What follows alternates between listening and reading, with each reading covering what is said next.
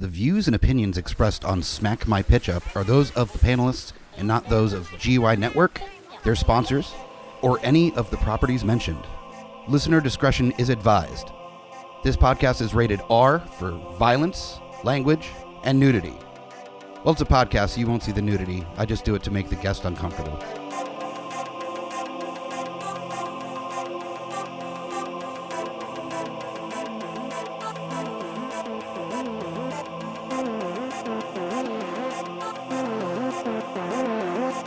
In a world gone mad with unnecessary reboots, remakes, and sequels, only one podcast has the guts to make it even worse.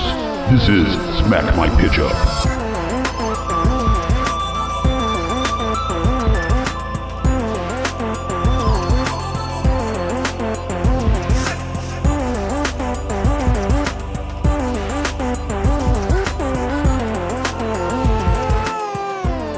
Hello, geeks, and welcome to another episode of Smack My Pitch Up, the short list. Apologies for the delay on the release. We had some head and chest cold action happening at the house, which made it a lot harder to do any kind of audio recordings. So we're on our way out of that, which allows us to share with you this episode, a dive into dystopian sci-fi in musical form. For our short list option, we have a personal story that I created called That's Entertainment. For those unfamiliar with the shortlist, it's a mini-sode that I do every other week just to work out some ideas that I come up with that are original content, though oftentimes leaning on tropes and archetypes that you've seen in any number of other films. And you will see some of that in this film called That's Entertainment. The basic setup is a dystopian society that lives underground after a mass virus wipes the majority of the humanity off the map.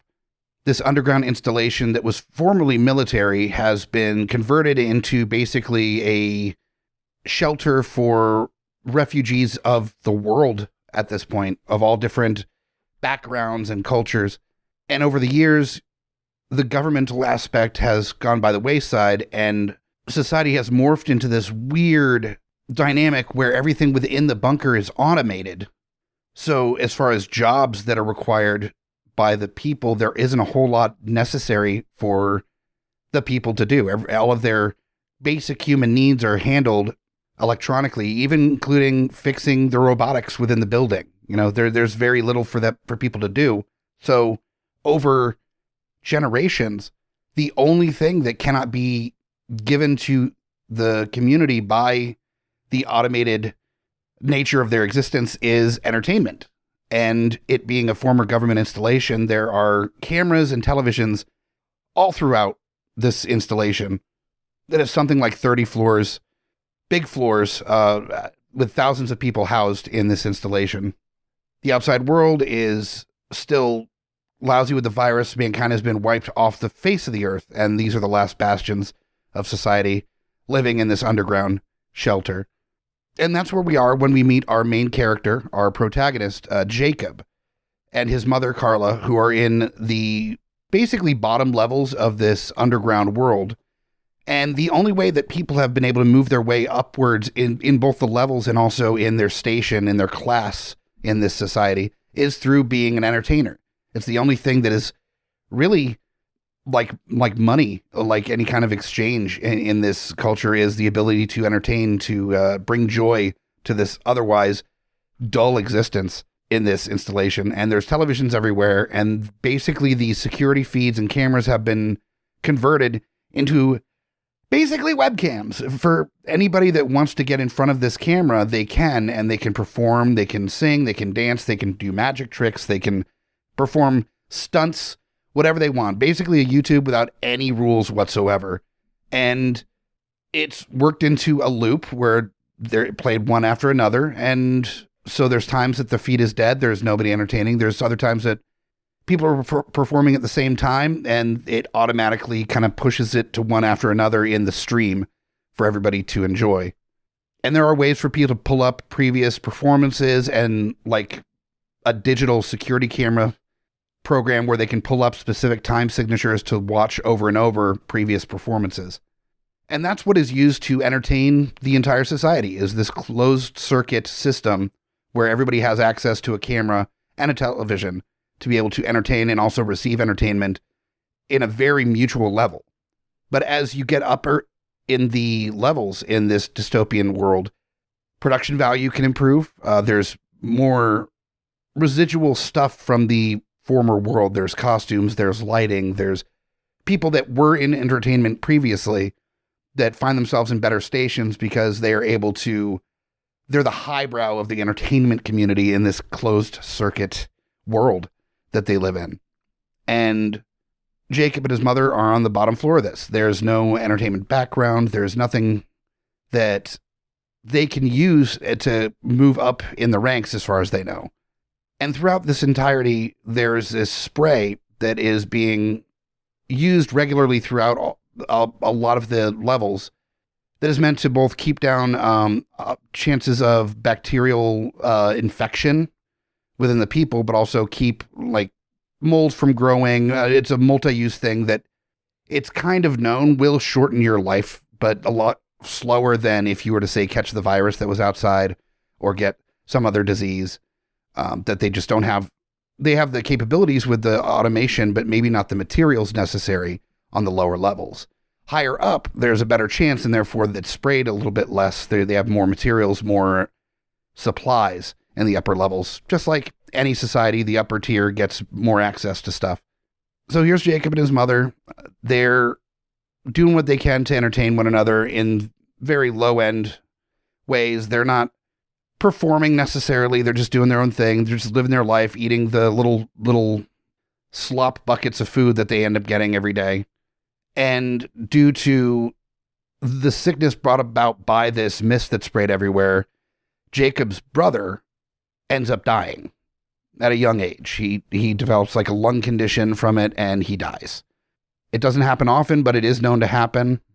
And during his brother's funeral or wake, whatever you want to call it, he sings a traditional song of basically that's sang at a lot of the lower level funerals and the like, just the common man, the working man, quote unquote, whatever you want to call it. And somebody ends up hitting the record button on the feed while he starts singing this song. And it becomes very popular on the feeds. He ends up sparking the circuit, as they call it, which is just their way of saying going viral. And a lot of people keep rewatching this video. And with rewatches, there is a point where it's known that if you get enough rewatches, and there is no real number that people know how many is enough, then you move up to the next level where you're going to have more access to more food, better resources, the higher up you go. And it's known as ascending when you go to the next level. So Jacob accidentally becomes this viral sensation. He sparks the circuits, and he doesn't get enough where he ends up ascending, but he does end up having what's called a advocate that shows up on their level to help him find his voice, quote unquote. And his name on the feeds, basically just like the comment strings on a YouTube video, is Brother Jacob, because, you know, he was the brother of the kid that died. But also there's more to it than that his being at the very bottom level and him being just this well-known and well-appreciated, you know, like young adult, like early to mid-teens, that he's kind of the brother to everybody in this community on this level. And so almost like in their little mini society, he is the brother to everyone. And so his advocate shows up, who's known as Saint Nick. His name is Nicholas, but he's known as Saint Nick because it's not very complicated. He has a big beard. And he is also a singer. And so he was assigned as an advocate to Jacob to help him develop his voice, to develop his look, his tone. And he decides to lean in on the whole, you know, poor man's hero vibe, that he came from the bottom, to really play into that, but put a more polished tone on it so that people on the upper levels can have, it's more accessible to them. And it works with much prodding and pushing by a lot of people in his community. He decides to do another song. His mom is not into it. Carla wants him to lay low or he'll be taken from them, as there have been plenty of people that accidentally, you know, were recorded doing something or for some reason or another ended up becoming worth something to the society and getting pulled out of their level whether they wanted to or not.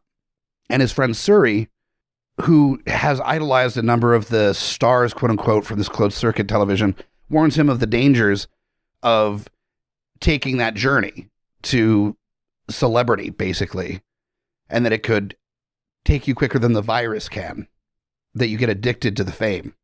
And that's why he knows that, and he says from interviews with people that have gotten famous before, and basically the dystopian version of the person that reads all the blogs and all the magazines about the celebrities, knows who everybody's married to, and all the gossip, all the tea, that's Suri. He's heard all the stuff about people that have ascended before. So Jacob, with much prodding, ends up singing another song that's a traditional song from their levels, the little lower levels, just about family and community. And it's a banger. And even though it's a traditional song, he has such a beautiful and innocent sounding voice that he lends something to it. And that's enough that he already has a little bit of a pull from his previous, accidental hit, that he ends up ascending with this song. He gets enough watches that he ascends with this banger. And so the next level that he reaches is the early levels of basically people that have entirely been involved in entertainment, either ascended from the levels before, or they have some specialty in entertainment that gives them a reason to be at that level, whether it be like makeup or something along those lines. But it's very low level at this point. There's not a lot of money or information, about where everybody's going. The moving up, ascending thing, there's lots of rumors about what that even means. But ultimately, people just think it's more food or better food. You might even get your own room at some point on the higher levels, that it's just a way of dishing out services and goods based on your resources of being an entertainer to entertain this otherwise completely closed in society. So Jacob gets to this lower level, and there's some people that have been there for a while. There's some people that have recently moved up, and he comes across, and there's a number of different communities within each level. There's these big, expansive levels. So there doesn't mean that you necessarily know everyone within your level if you've been from that level. And so there are people that have recently come up that Jacob's not aware of. And there's some people that he had a friend, Morgan, that had ascended maybe 6 months before he did, from getting kicked in the nuts, or something stupid like that. Just some kind of YouTube viral video type thing where there isn't a lot of talent behind it, but it still gets tons of hits. That's Morgan. And he, of course, immediately pairs up with Morgan as a friend on this level, as they've known each other for their entire lives and they've always been friendly with one another. And so it's an exciting thing for both of them. And then there's the competitive types, the ones that see others on this level as someone that might get in their way of ascending even further. And of those two are a brother and sister, Gent and Dame Phillips. And it's never explained if that's their actual names or if that's their stage names. But again, in this world where entertainment has been the only currency, it's very likely that Dame and Gent might have been their actual birth names.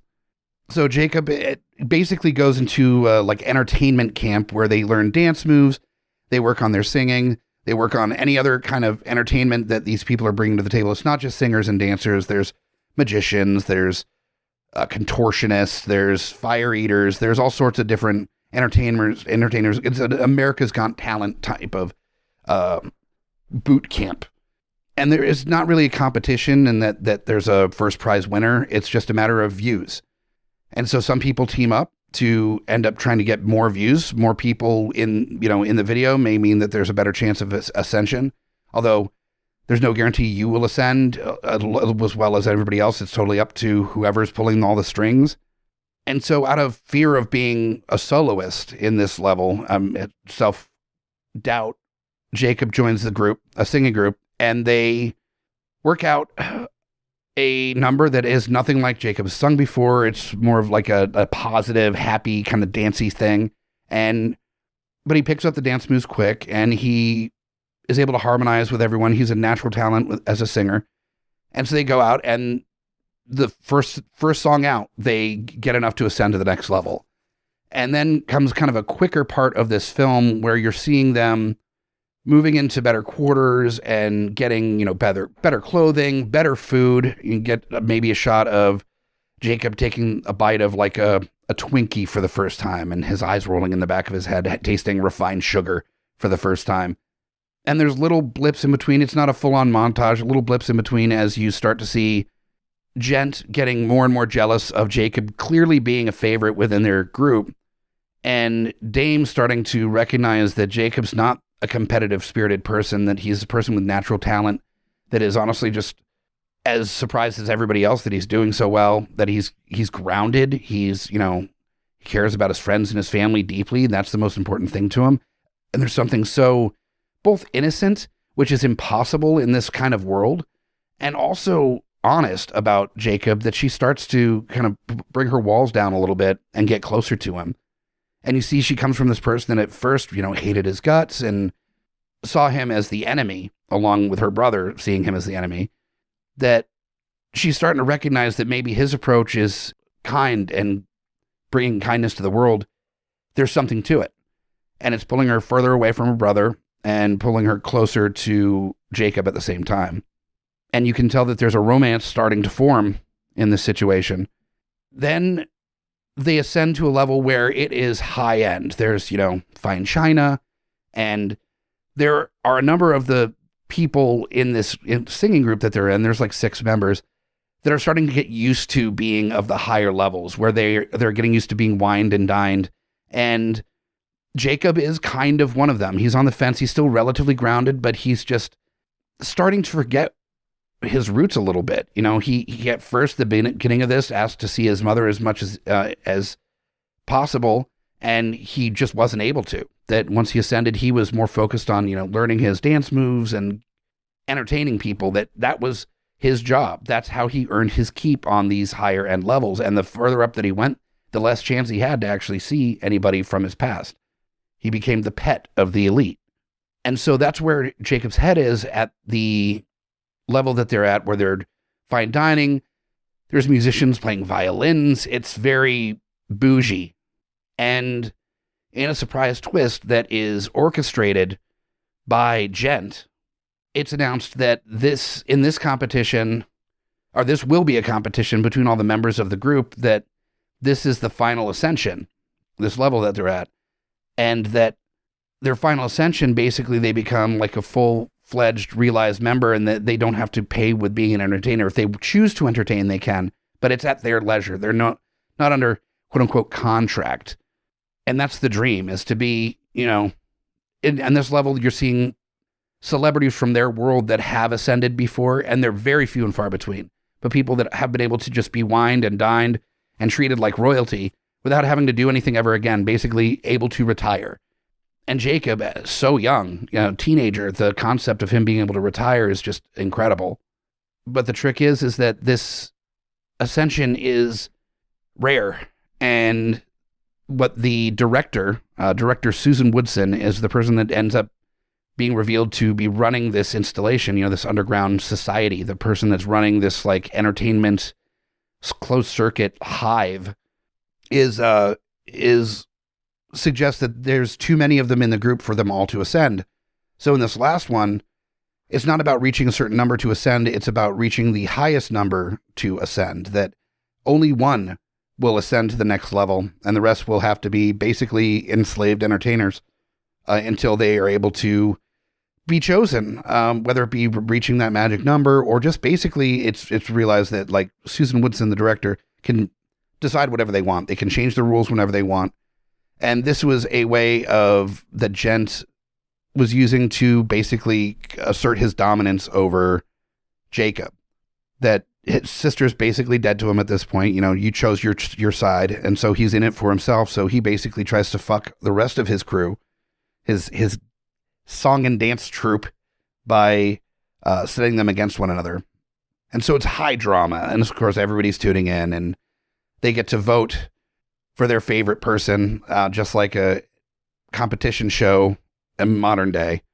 And Jacob decides to make an arrangement of a song that was sung to him when he was a kid by his mom. And it's very different than what the group had been doing up to that point, but it's a little bit closer to the roots that he came from being in the lower levels and being, kind of a representative of theirs. So not everybody in this group started at the lower levels. Some were born into the higher levels. And, not everybody had that experience. But Jacob, he comes from a long line of people that have always been at the bottom, never been entertainers, never been able to find their voice. And he finally did as Brother Jacob.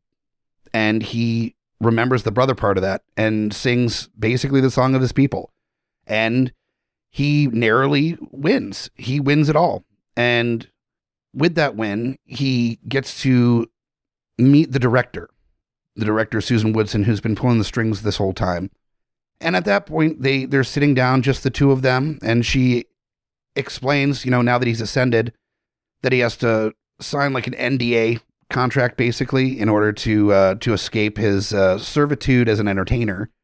And it's explained to him that basically that the world of the ascended is a free world where they have access to the outside. The outside actually has been healing and it's on its way, but it's not all the way yet. So resources are limited, that there is farming and that is automated farming, that there's still not a lot for people to do except live, but there's such limited resources that letting too many people out and exposing too many people to these resources would possibly send us right back to where we were, that caused all the problem. They're worried about the virus spreading still. And even though it seems like it's gone, the more people out there, the better chance of it spreading, about resources. And yes, there's definitely clearly lines of greed that are woven into this excuse for the society running the way that it has. But ultimately, there are significantly more people out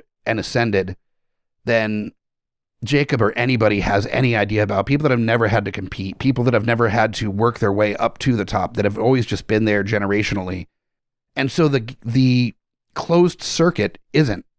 There's this entire other society that is above them, above this closed circuit society, that the entire society below is just this churning factory basically for entertainment that the upper people, the upper society is able to enjoy. And so they don't care about ascending. They've ascended. They don't have to do anything. They can eat the best of the food and enjoy the outside world and fresh, non-pumped in oxygen and enjoy the entertainment of the lower classes without anything, without any payment.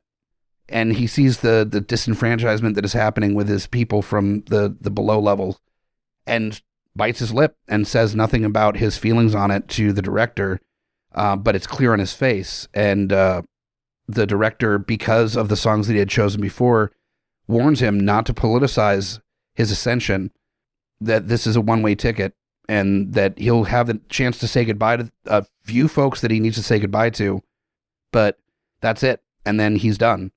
And then he has to move on with his life and be part of the ascended.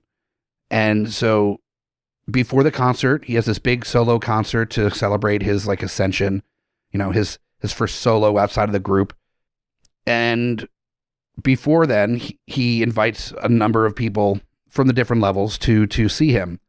And so Saint Nick, his mentor, the person that sent him on his path, that it's kind of a replacement father figure, his mother Carla, Dame, his love interest, and Morgan, who was his friend that has ascended 6 months before him, are invited along with his friend Suri, that was the one that, was obsessed with this pop culture entertainer world, but never ascended himself. And he thought it'd be so nice to let him see, the top of the top, eat the best food and be able to enjoy this concert.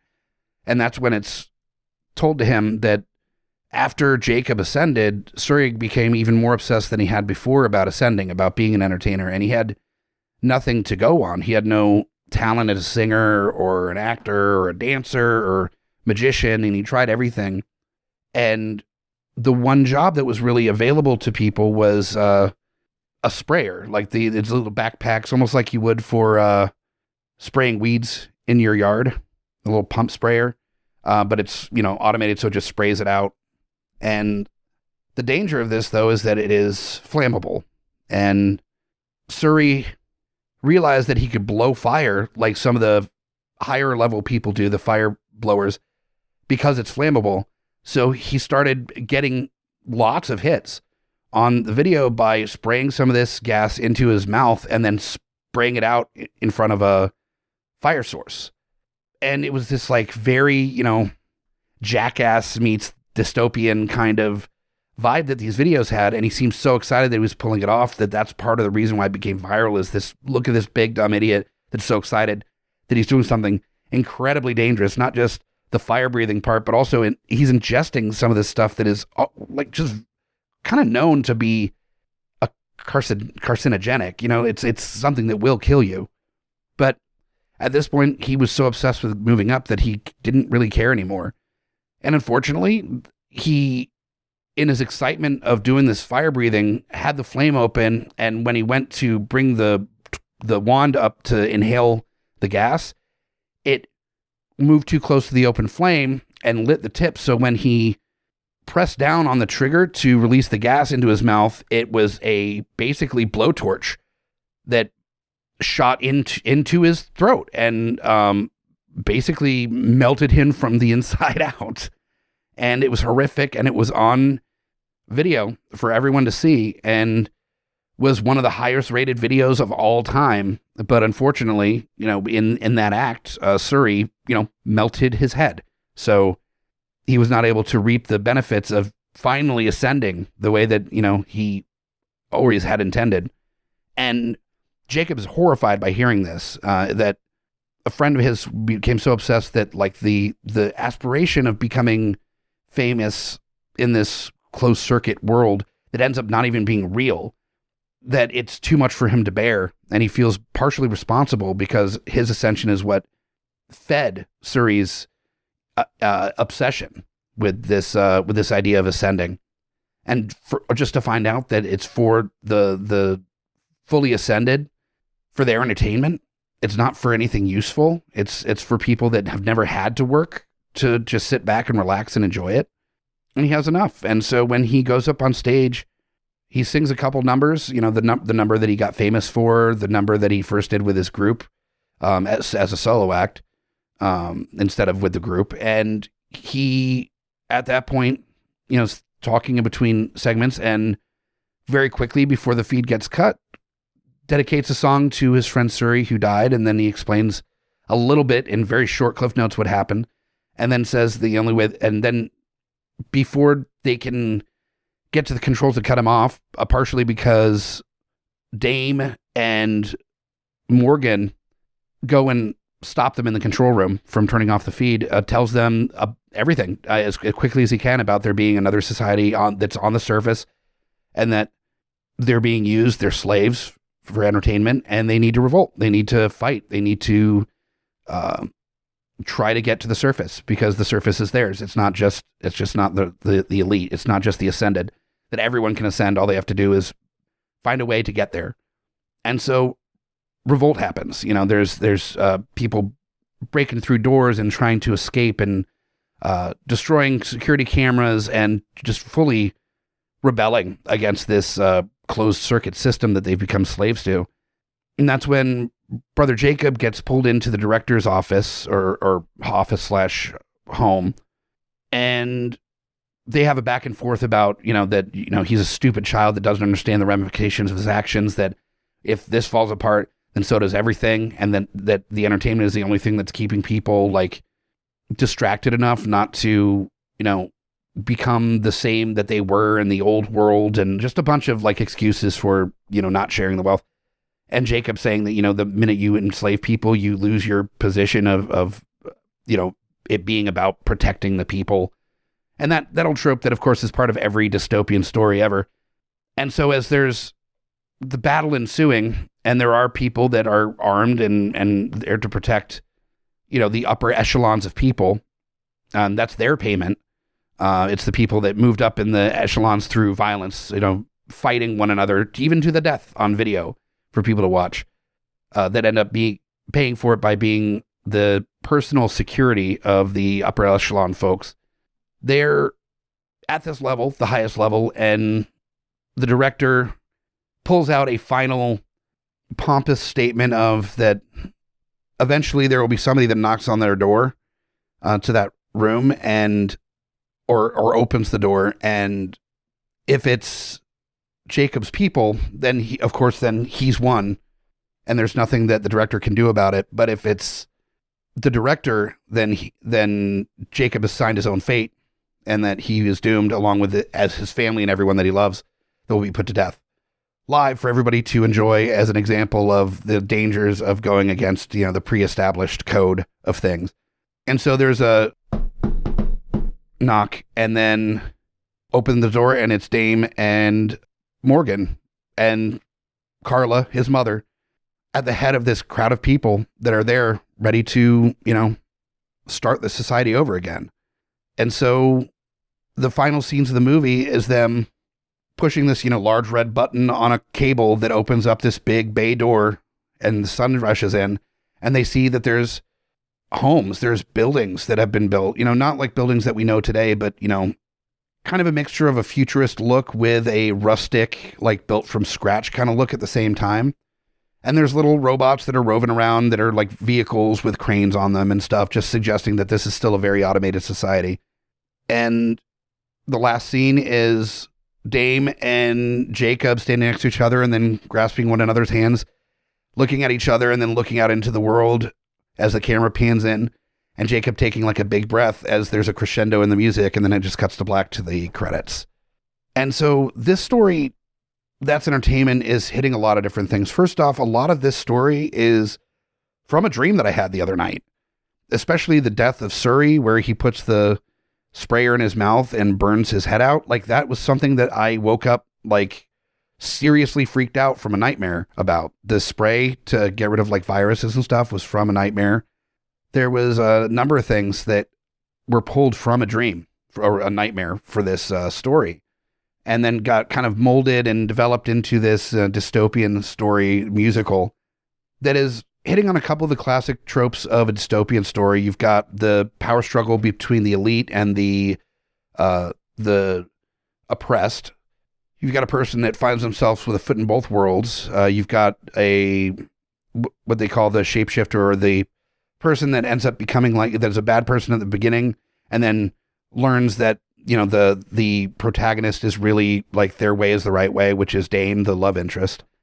You've got a lot of the elements that you have with a dystopian film, but instead of having a conversation just on the class system, it's also paralleling, our cultural clashes that we have with one another, and the wealth distribution in this society as a whole that is commonly used in conversation in dystopian films.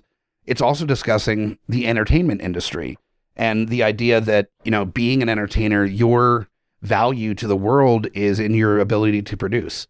And that is something that anybody that is at any level of creativity, whether it be from being a content creator, like a podcaster or a YouTuber, to being a singer or songwriter or a musician or an artist or a craftsman of some type, that you definitely do get a feeling at certain levels and above that your personhood isn't of importance. It's what you can produce. It's the version of yourself that you give to the world, whether it be through craftsmanship or art or music or any kind of entertainment, that your ability to connect with people on a personal level becomes more complicated the more success you get, because there's a version of yourself that people see and not the real version of yourself. And it's the idea that, unlike the days of yore that everybody talks about fondly, when you could work a 9-to-5 job and be able to support a family, what's left out in that conversation is there was always a disenfranchised class that didn't get to do that, that were the ones that were really doing all the hard work and dealing with all the bullshit for you to be able to live that life. And that's the disenfranchised class. That's the entertainment class in this story for that 1950s kind of lifestyle that, white America got to enjoy in the 1950s. And so that's definitely related here. But more so, it's relating the idea that what a lot of people don't seem to recognize is that entertainers are working, that creatives are working, that musicians and even podcasters are, I say even podcasters, anybody that's creating something is putting a lot of time, energy, and emotion and blood, sweat, and tears into the stuff that they make. And in many ways, it's no different than your 9-to-5 jobs, your construction jobs. There's different levels of exhaustion. And of course, it's different in some ways. But also the idea to devalue one over another is horseshit. It's a terrible thing to discredit one because you are more leaning towards the other. Entertainment is important, and it's so frightening that the arts are being taken out of school, because like in the story, there's so many things that are being taken away from us with automation, but that doesn't necessarily mean that those jobs that are no longer there are necessary. We need to have a new conversation about what it means to contribute to society. As some of these jobs get automated and taken away from us, there's always going to be stuff that humans can do that the automated or the AI or robots or they are not able to do. And to discredit that, whether it be making chef level food, because I don't care how good you make the robots, they're not going to be able to cook like a person can cook. But that's in the levels of being a creator, an artist. There's always stuff that humans are going to be able to do. And when you discredit one over another, then you are suggesting that it's just a person not trying hard enough. But as there's less jobs and more people, it's not about not trying hard enough. It's about availability. The number of people I know that haven't been able to work in the industry that they got degrees for just because the jobs simply aren't there is most of the people I know. So we need to reevaluate how we look at jobs and at success, and maybe require less hours for the same amount of pay, just to throw it out there, or higher wages in general. Not just the fight for 15 thing, not necessarily that, but that whatever the measure is for the wage should be livable. Not that you move it up to 15 and then inflation takes care of that, and in 6 months we're back to square one again. People deserve to exist with a level of comfort nowadays, and we can do that through automation and through better appreciating people at a different level than we are now. People deserve more than they're getting. We're being taken advantage of in this society, not just as artists, but as any kind of worker. We're being taken advantage of. We're not making enough money. Cost of living is going up. Job availability is going down. And we're getting squeezed for every single bit of value that we have, whether it be monetarily or from what we can give into the world. And people are getting burned out. People are working themselves to death to try to keep up. And it's unfair. And there will be a point that hopefully we'll stand up and say enough is enough. And we're fully capable of living a better life for all of us. And that's a conversation that needs to really be seriously had at this point. And that's the conversation that I'm trying to have with That's Entertainment. That entertainment is one of many things that will always be necessary to a society. And it should be appreciated for that.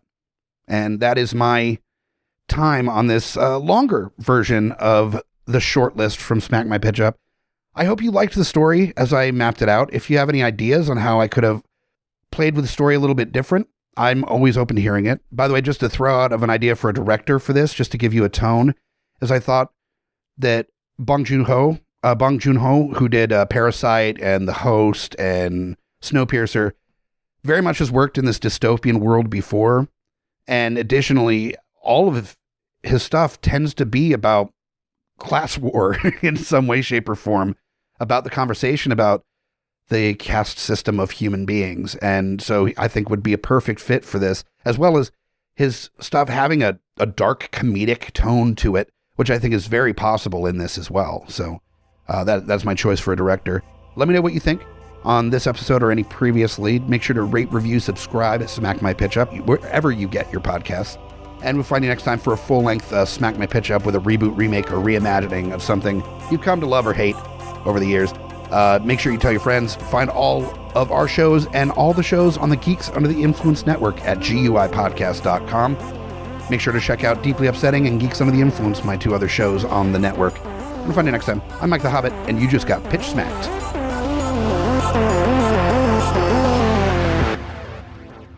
GUIPodcast.com.